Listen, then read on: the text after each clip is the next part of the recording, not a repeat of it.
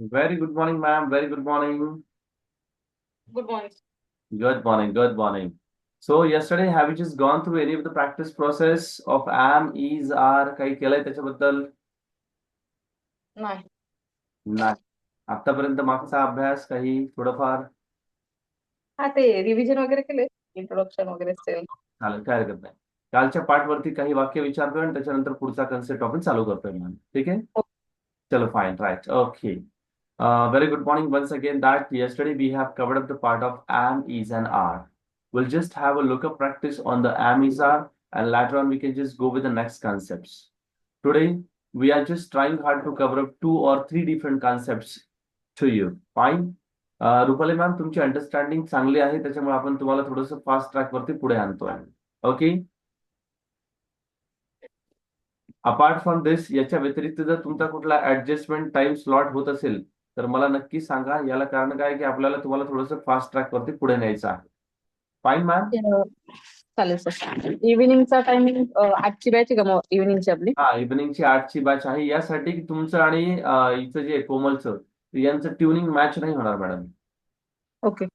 याला कारण असं आहे की तिच्या अंडरस्टँडिंग एकदम ग्राउंड लेवलला आहे आणि तुमचे अंडरस्टँडिंग एकदम टॉप लेवलवरती आहे. मग त्याच्यामध्ये काय होतं ना की मिसमॅच होतं सगळ्याच्यामध्ये. बेटर वे की तुम्ही संध्याकाळी इव्हिनिंगच्या 8ची जरी तुमच्याकडे कसं आहे माहिती का, तुम्हाला जो कन्सेप्ट शिकवला तो लगेच ग्रॅप होऊन तुम्ही पुढे जाता. ठीक आहे, फक्त प्रॅक्टिसला तुम्हाला वेळ मिळत नाही, हा प्रॉब्लेम आहे. ठीक आहे. परंतु अंडरस्टँडिंगच्या लेवलवरती तुम्हाला एखादी गोष्ट सांगितल्याच्या नंतर रिपीट करण्याची गरज पडत नाही. तिला ते 10 वेळेस रिपीट करावं लागतं. मग त्या काही दिवसानंतर तुम्हाला काय होईल माहिती का, तुम्हाला फ्रस्ट्रेशन यायला लागेल की अरे बाबा ह्या बॅच मध्ये चाललं काय नेमकं, है ना. आता बरोबर. आम्हाला काय की कॅन्डिडेटच्या लेवल प्रमाणे आम्हाला ग्राउंडवर उतरून काम करावं लागतं मॅडम. परंतु आम्हाला लगेच लक्षात बरोबर. येते कोणाची अंडरस्टँडिंग काय, कोणाची अंडरस्टँडिंग काय. मी तुम्हाला सगळ्या बॅचेसचे टाइम स्लॉट टाकून ठेवेल मॅडम. त्या वेळेला तुम्हाला असं वाटलं की ती बॅच जॉईन करून मला काही घेता येतं का पाहायचंय, तर you can join that, no issues. Sir मला ना फक्त बोलण्यासाठी प्रॉब्लेम आहे, बाकी मग मला तुम्हाला माहिती आहे वाचता येतं, त्याचं हे बघा मिनिंगही मॅडम, कळतं. तुम्हाला सांगू का, बोलणं हा सरावाने येणारा भाग आहे, पण तुम्ही त्याच्यासाठी कुठलीच प्रॅक्टिस करत नाहीये. मी तुम्हाला ज्या ऍक्च्युली मी काही काही कन्सेप्ट शिकवतोय, मी काही तुम्हाला ग्रामर शिकवत बसत नाही. मी त्याच्या मागचं फक्त लॉजिक क्लिअर करून देतोय तुम्हाला हो बरोबर. की हा कन्सेप्ट वापरायचा कसा आहे. आणि लॉजिकल बेस जोपर्यंत क्लिअरिफाय होत नाही तोपर्यंत आपण कितीही कन्स्ट्रक्शन करायचा विचार केला तर मग ते फक्त मग प्रॅक्टिस होईल. मग प्रॅक्टिसने तुम्हाला काही दिवस कॉन्फिडन्स येईल, त्याच्यानंतर कॉन्फिडन्स परत डाऊन होईल मॅडम. त्याच्यासाठी काय रोज करू सर? रोज थोडासा वेळ काढणं फार गरजेचं आहे मॅडम. एखादा व्हिडिओ बनवणं गरजेचं आहे. मला हे बघा, ऑडिटिंग प्रोसेस कशी होईल त्याच्यामध्ये, की तुम्ही काहीतरी शिकलाय आणि तुम्हाला काय येतं याची ऑडिटिंग कसं होणार मग त्याच्यामध्ये. ते पण बरोबर आहे. हा. मग शेवटी कसं माहिती आहे का, की मला पण लिमिटेशन काय आहे, की तुम्ही जेवढं इनपुट द्याल तेवढं तेवढंच. तुम्हाला त्याच्यातून आउटपुट काढून देईल. राईट. पण मी तुमचं इनपुट येण्यासाठी माझे इनपुट्स देऊन मोकळं झालोय. परंतु आता कसं आहे की मला काहीतरी त्याच्यातून दिसलं पाहिजे ना, की बाबा तुम्ही काहीतरी लिहिलंय, काहीतरी बोललाय. लिहिणं सोडून द्या, पण तुम्ही काहीतरी बोलतायत, काहीतरी प्रॅक्टिस होते, त्यामध्ये काय चुका होतात हे मला सांगता येतील. चला आज करेल मी हा, व्हिडिओ करा. वगैरे. माझं काय म्हणणं मॅडम, तुम्ही लिहू काहीच नका. तुम्हाला कन्सेप्ट समजलाय ना, त्या संदर्भातले तुम्हीच आपले बडबड बडबड बडबड 10-15 वाक्य बोला आणि व्हिडिओ टाकून द्या मला, की सर आजची प्रॅक्टिस झाली. काही चालेल. दिवसाच्या नंतर तुम्हाला लक्षात येईल की अरे ह्या प्रॅक्टिसमुळेच आपल्याला बोलता यायला लागलं. राईट. आहे की नाही. शेवटी there is an limitation. Fine, let it be that. I am just going to ask few questions to you. Fine. Yes. Right. पहिलं वाक्य तुमच्यासाठी आहे मॅडम. आज मी क्लासमध्ये आहे. आज मी आय क्लासमध्ये एम आहे. In class. I am in the class today. Right. पूर्ण वाक्यामध्ये उत्तर द्या. नंतर ती तिथे आहे पण मी इथे नाही. He is here, I am not here. ती तिथे आहे पण मी इथे नाही.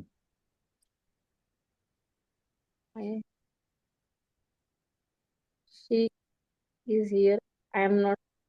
ती इज देअर मॅम. वाक्य नीट आहे का, ती तिथे आहे पण मी इथे नाही. She is here, she is I am there not here.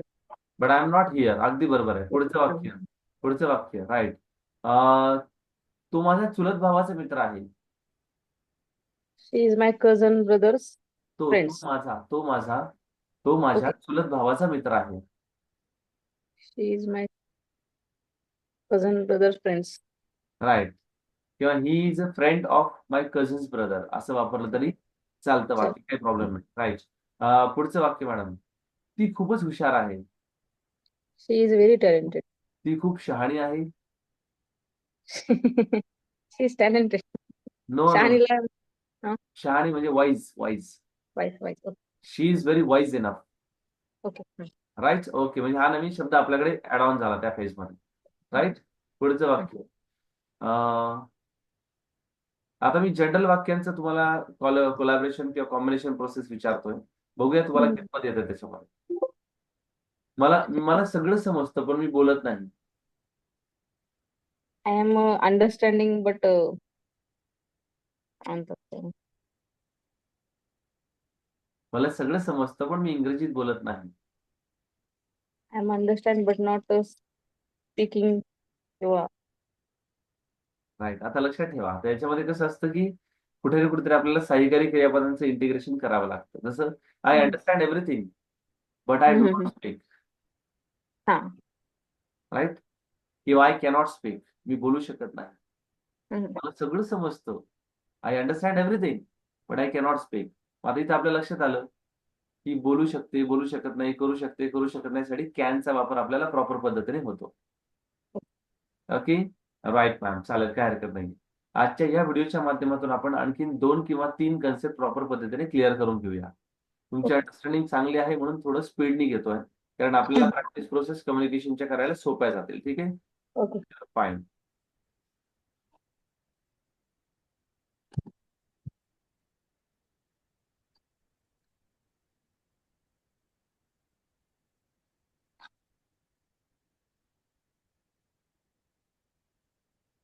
वरती हेडिंग टाका madam, use of have and has.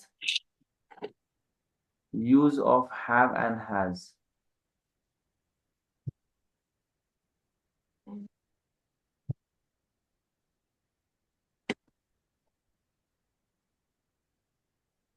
झालं. येस. सांगा बरं मला, हॅव अँड हॅजचा उपयोग कुठे होतो, काही आठवतंय का तुम्हाला? आय हॅव घेण्यासाठी, घेण्यासाठी नाही. देण्यासाठी. नाही, नाही. मूळतः हॅव अँड हॅजचा उपयोग हा ओनरशिप एक्सप्रेस करण्यासाठी होतो. म्हणून कशासाठी होतो? एवढंच एक्सप्रेस. ओनरशिप. ओनरशिप म्हणजे काय? मालकी अधिकार म्हणतो आपण त्याला. काय म्हणतो? I have. ओके. अगदी बरोबर आहे. I have a laptop, I have my own consultancy, right. I have a shop, I have a car. Ownership दाखवण्यासाठी आपण हॅव अँड हॅजचा वापर खूप छान पद्धतीने करू शकतो. मॅडम जॉईन नाही झाले का? नाही, मॅडमचा मेसेज आलाय की आज जॉईन नाही होऊ शकत. आणि त्यांची ट्युनिंग प्रोसेस नाही जमणार मॅडम तुमच्याशी. नाही, माझ्यापेक्षा चांगली प्रॅक्टिस करते सर पण. प्रॅक्टिस करते ती, सगळ्या गोष्टी करते मॅडम, परंतु काय माहिती का, तिला बाहेर मार्केटचा कॉन्फिडन्स नाहीये. हा, ते आहे. आता हे आणि मला कम्युनिकेशन जमत जरी नसेल तर मी बऱ्यापैकी नाही, ट्राय करते. कम्युनिकेशन जमतच मॅडम तुम्हाला, तो प्रश्नच नाही त्यामध्ये. फक्त इंग्रजीचा प्रॉब्लेम आहे तुमचा, आला का लक्षात? हा, ते. हा, राईट. बाकी काहीच नाहीये. ती प्रॅक्टिस करते, सगळं करते, परंतु तिला मार्केटचा कॉन्फिडन्स नाही मॅडम. आणि सुदैवाने दुर्दैवाने कसं आहे की तिचे आई वडील नाही आहेत तिला मॅडम. ओके. ओके. हा, तर ती काय काकाकडे. करते सर ती? ती मॅडम बीकॉम सेकंड इयरला. ओके. इथली नाहीये का प्रॉपर? सिल्लोडची आहे ती, सिल्लोड. ओके. तर काय झालंय, आतापर्यंत 2 अकॅडमी लावून झाल्या मॅडम, ओके. परंतु उत्तर काहीच म्हणजे त्या पद्धतीने नाही मिळालेलं सगळं काहीच. आणि हम्म. त्याच्यामुळे अजून कन्फ्युजन एवढं झालंय. काय होतं मॅडम माहितीये का, कोरी पाटी असेल ना तर तिच्यावर लिहायला खूप सोपं जातं. बरोबर. ऑलरेडी त्याच्यावरती जर खूप सगळं लिहिलेलं असेल तर ते पहिले पुसायलाच वेळ जातो त्या सगळ्याच्या मध्ये. माणूस तयार नाही होत त्या सगळ्याच्या. ठीक आहे, चलो फाईन. होप सो की तिला कॉन्फिडन्स देण्याचं काम इन्स्टिट्यूट करेल नक्कीच. बघा मॅडम, हॅव आणि हॅज हम्म. याचा उपयोग कशासाठी होतो? चाकडे, चहाजवळ, चाला. हम्म. ओनरशिप एक्सप्रेस करण्याच्या दृष्टिकोनातून आपण याचा वापर करत असतो. Right, to express the ownership असं एक वाक्य जरी लिहिलं हॅवच्या खाली तरी चालेल तुम्ही. हम्म.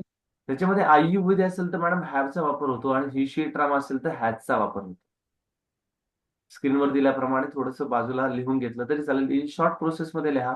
आय यू साठी आपण हॅव लिहितो, हॅव वापरतो, आणि ही शी ड्रामासाठी आपण हॅजचा वापर करतो.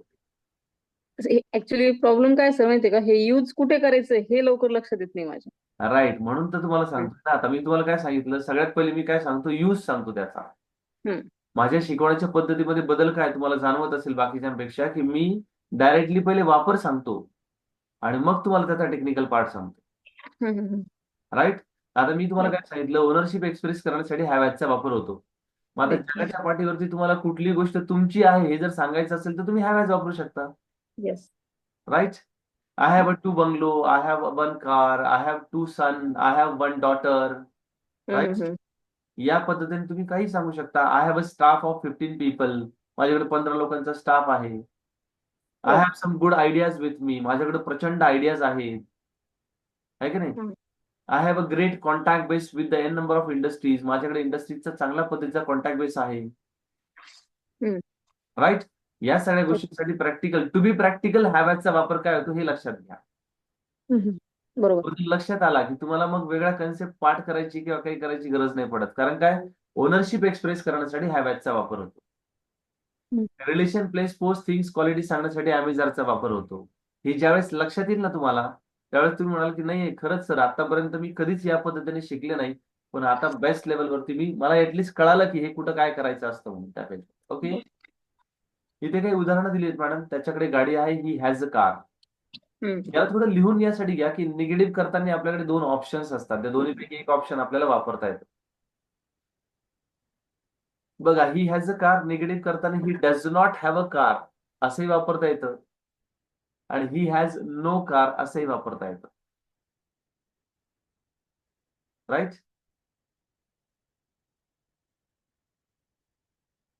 निगेटिव्ह करताना आपल्याला ऑप्शन आहे, ही हॅज नो कार किंवा ही does not have a car. परंतु क्वेश्चन करताना ऑप्शन नाही. क्वेश्चन करताना डज सुरुवातीला लावावं लागतं. Does he have a car.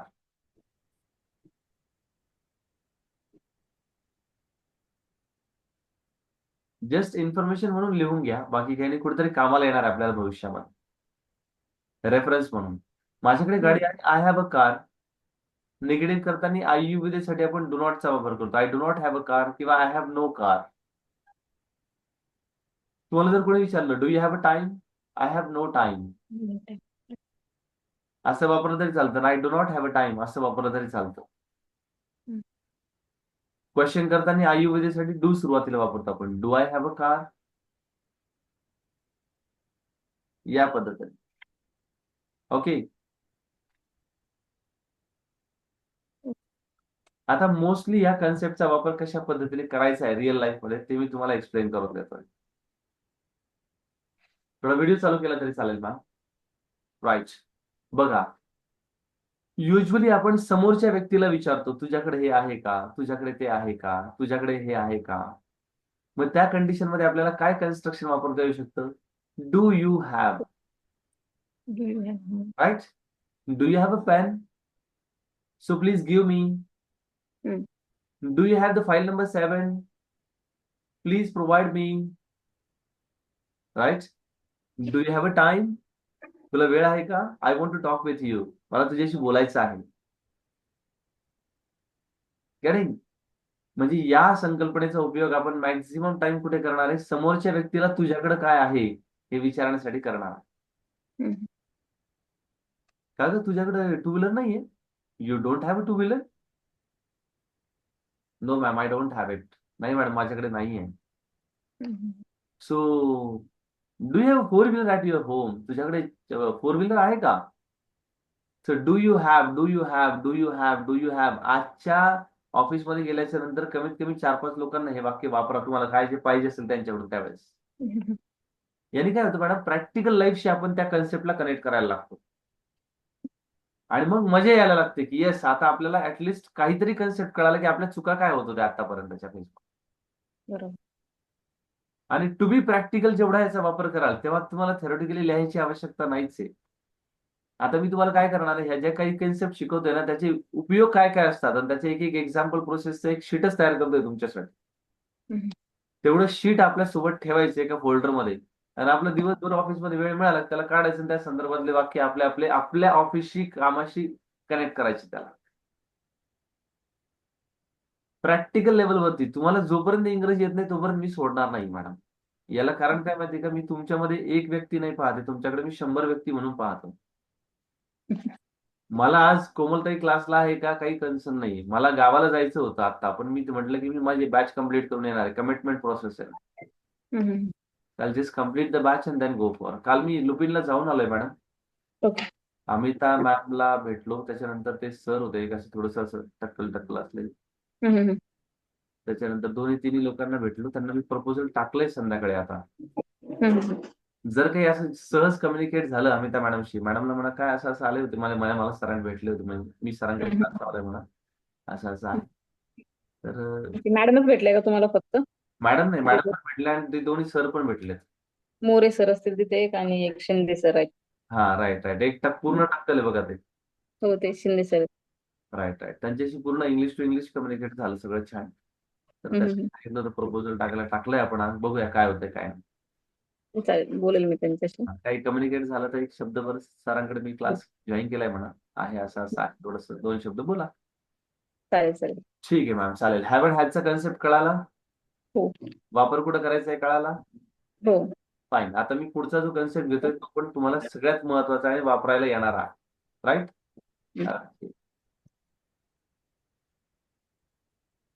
पुढचा कन्सेप्ट टाका, यूज ऑफ वॉन्ट.